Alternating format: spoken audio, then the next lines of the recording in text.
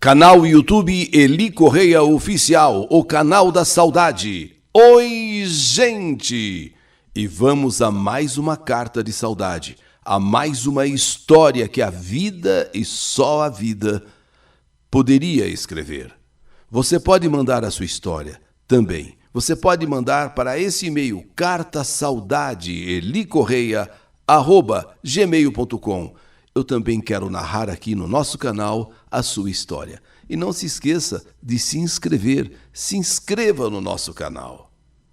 E no canal YouTube Eli Correia Oficial, A Chama da Vela, A Chama da Vida e o Pássaro.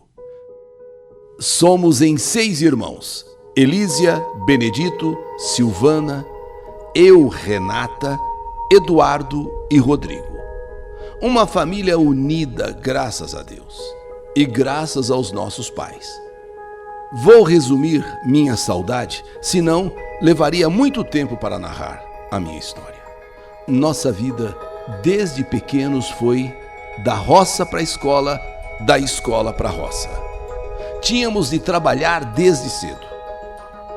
Quem trabalha na roça, quem trabalhava na lavoura, sabe como é. De sol a sol, com chuva ou com frio, o trabalho não pode parar. Meu pai acordava às 4 da manhã. Me lembro que minha mãe acordava antes ainda para fazer o café e a marmita dele. E nós, ainda pequenos, levantávamos para comer o que sobrava, vamos dizer assim, do almoço do meu pai. Minha mãe era do tipo das pessoas mais antigas, brava quando errávamos. Não gostava que demonstrássemos preguiça. Estudamos até a 4ª série, o tempo foi passando e agora, com o tempo que passou, já na fase da adolescência e juventude, com idade inclusive para namorar, porém nossos pais não permitiam. Mas tínhamos de fazer nossa vida. Minha irmã, Elísia, quando começou a namorar aos 15 anos e mamãe descobriu, nossa senhora, o mundo parecia que ia acabar. Ela ficou louca da vida, não aceitou, não aceito e proibiu o namoro da minha irmã. Mas a minha irmã bateu o pé, não desistiu e namorou às escondidas por 3 anos, até que eles resolveram se casar e meus pais não tinham mais como proibir. 3 anos depois, ela já tinha 18 anos, maior de idade. E tiveram de engolir, tiveram de aceitar. E naquele 16 de abril, a minha irmã realizava o seu sonho. Entrava às 17h30, maneira de falar, né? 17h30, o casamento marcado às 17h30, mas toda noiva atrasa um pouco e a minha irmã também atrasou. Mas ela entrava na igreja de Nossa Senhora das Dores de Ibiúna para que acontecesse um casamento lindo, uma cerimônia emocionante. E depois do matrimônio, depois do sim no altar, uma linda festa.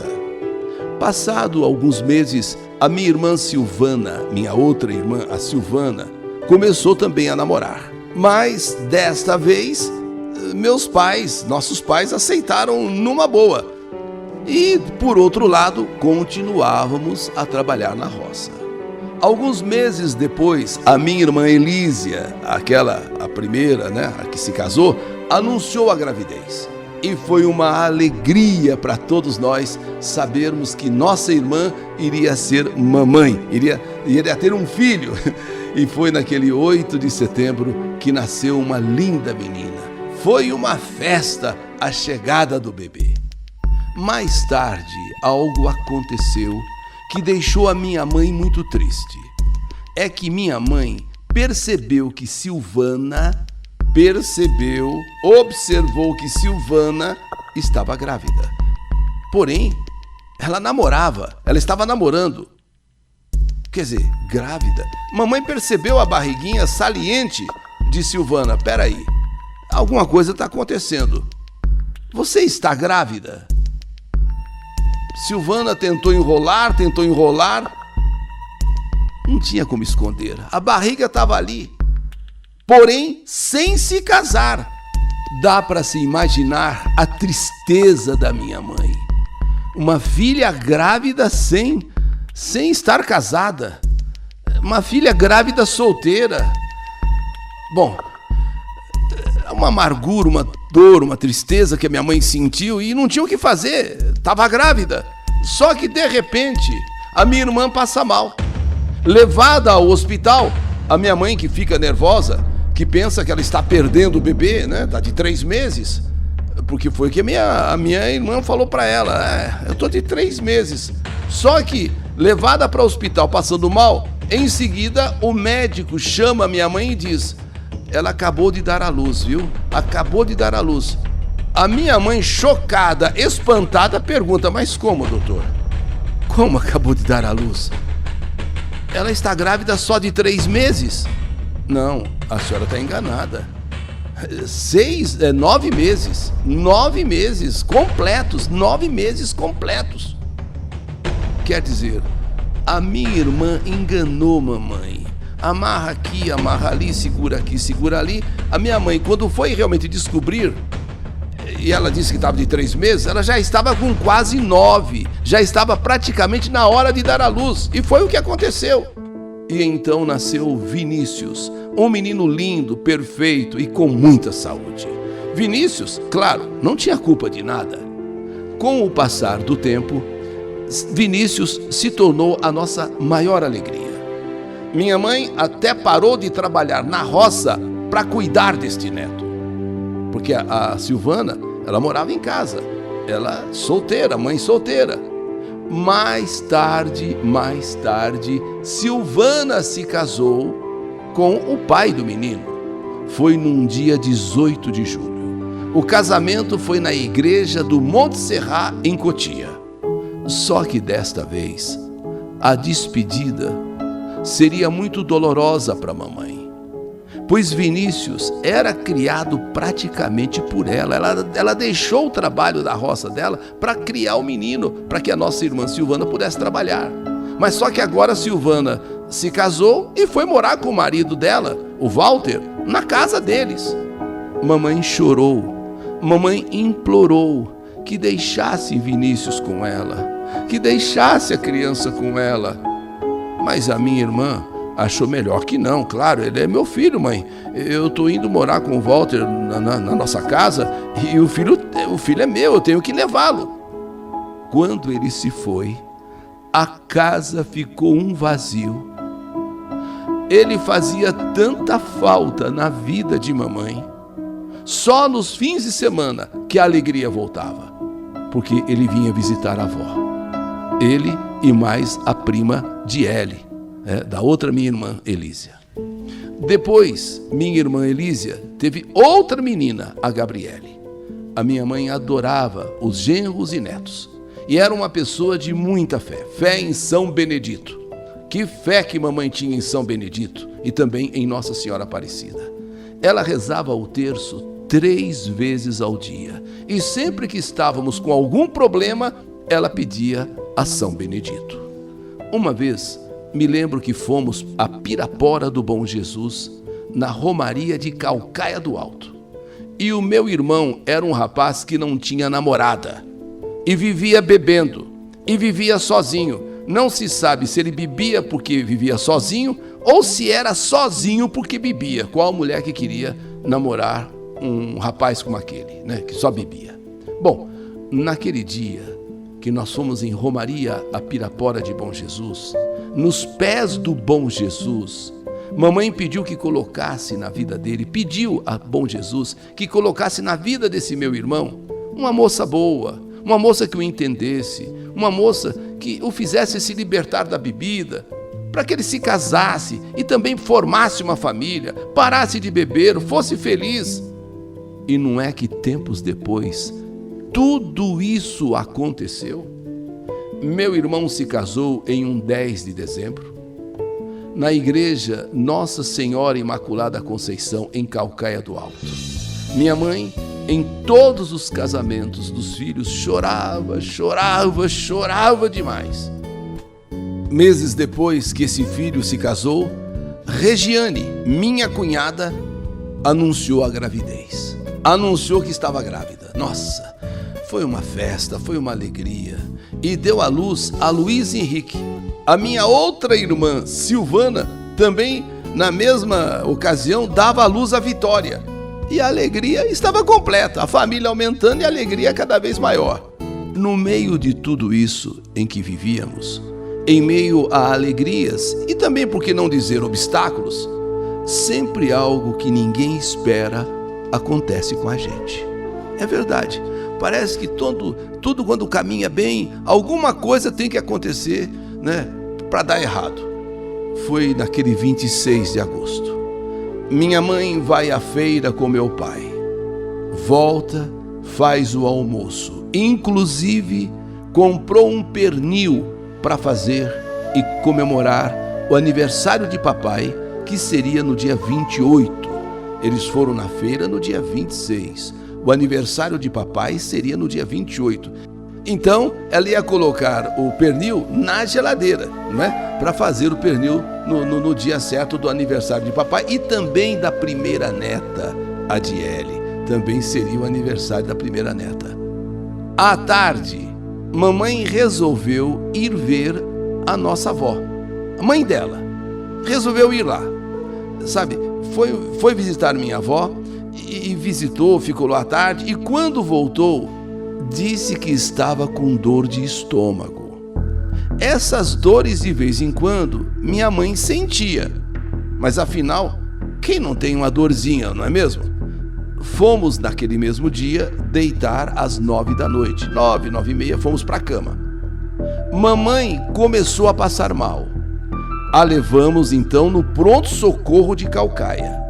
Medicada, ficou tomando soro e fazendo exames.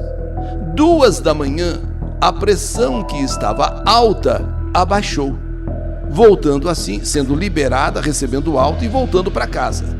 Mas a aparência de nossa mãe não era boa, não era a mesma.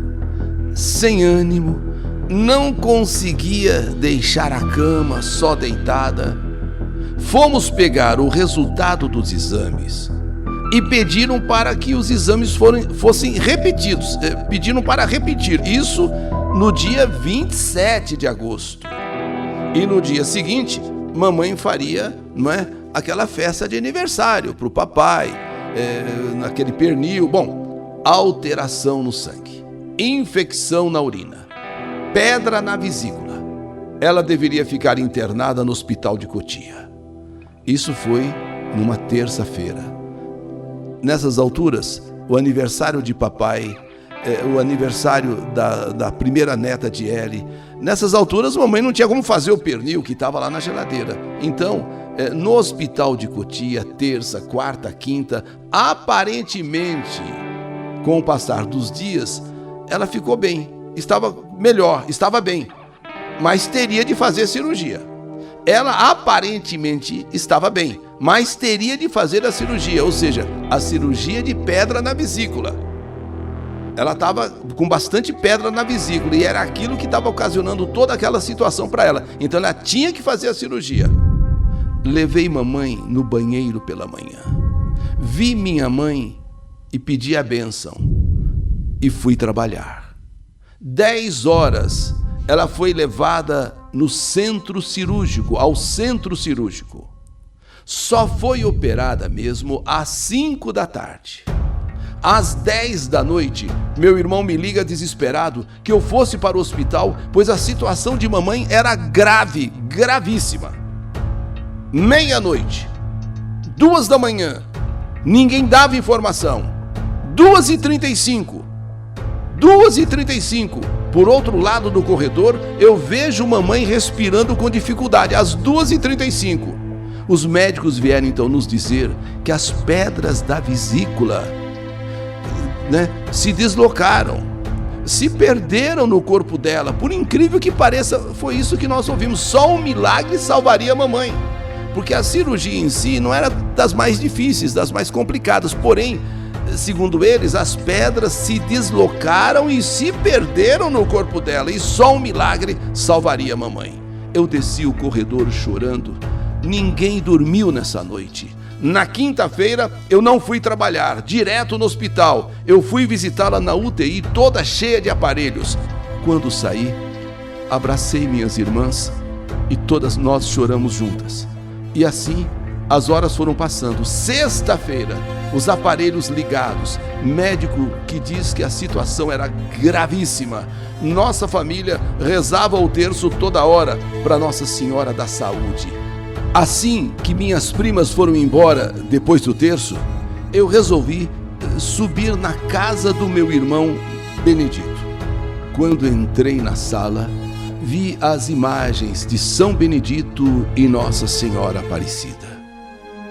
Eu peguei aquela imagem de São Benedito, de quem minha mãe era tão devota, mas muito devota, e comecei a conversar com ele. São Benedito, me valha nessa hora de tanto sofrimento. Socorre minha mãe, São Benedito. Vós, a quem ela tantas vezes pediu e alcançou a graça. Sou eu agora, São Benedito, pedindo a ti que não deixe a minha mãe sofrer. Ela não merece sofrer. Mamãe, que não sabia nem ler nem escrever, mas havia criado seus filhos com amor no cabo de uma enxada, e que até sua imagem, São Benedito, ela sempre carregou em sua bolsa. São Benedito, interceda, providencie por misericórdia a alta de minha mãe. Por favor, São Benedito, tire ela desse sofrimento. Depois dessa minha conversa com São Benedito, o santo preto, o santo negro, senti um grande alívio no meu peito.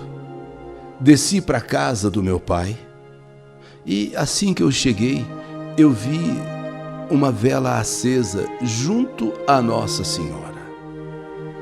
Orei também por Nossa Senhora e fui me deitar. Isso já era mais ou menos umas 9h30, quase 10 horas da noite. Minutos depois que eu estou deitada no meu quarto, minha mãe está lá no hospital. Nós não podemos ficar com ela lá no hospital, mas estamos aqui orando por ela e rezando por ela. Mas momentos depois que eu me deitei, eu ainda não havia pegado no sono, ainda estava pensando em mamãe, estava pensando em São Benedito, pensando, santo de sua devoção, em Nossa Senhora, aquela vela acesa ali, ao lado de Nossa Senhora, quando do meu quarto, olhando para a sala, por uma fresta da porta, a porta eu não encostei toda, eu não fechei toda, ela ficou meio entreaberta, então por aquela fresta eu vi algo o qual me impressionou e até hoje me faz arrepiar. Um passarinho, entra pelo buraco do telhado. Aquele pássaro, ele entra por aquele buraco do telhado, ali na sala. E esse pássaro vai até a cozinha e circula, voa por toda a cozinha. Sai da cozinha, vai até o quarto dos meus irmãos.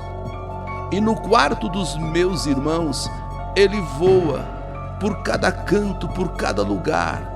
Saindo dali, do quarto dos meus irmãos, entra no meu quarto, por aquela fresta que havia na porta, que eu não tinha fechado a porta. Ele circula por todo o meu quarto, quase pousa em mim e em seguida vai para a sala. Eu perguntei para o meu pai: pai, o senhor está vendo esse passarinho? Coisa estranha, pai.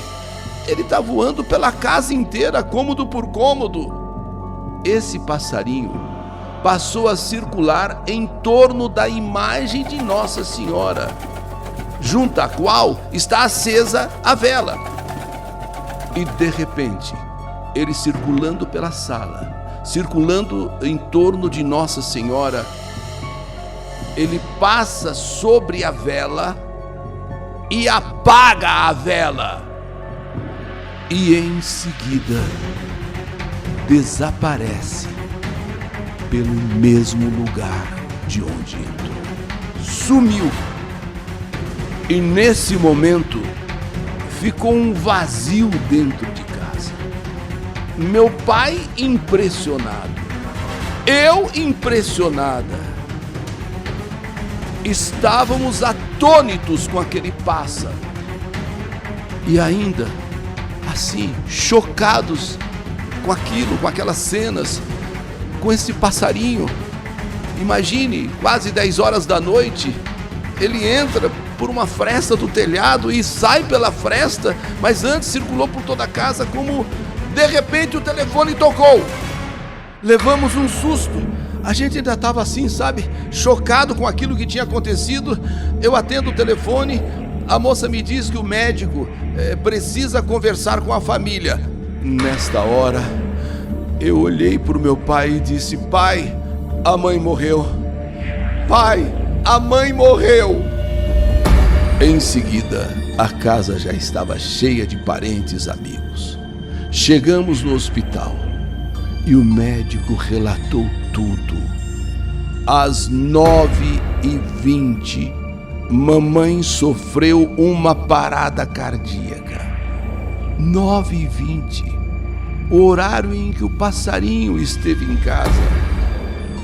9h20, o horário em que o passarinho voou por toda a casa, por todos os cômodos, e voou sobre a vela e apagou a vela.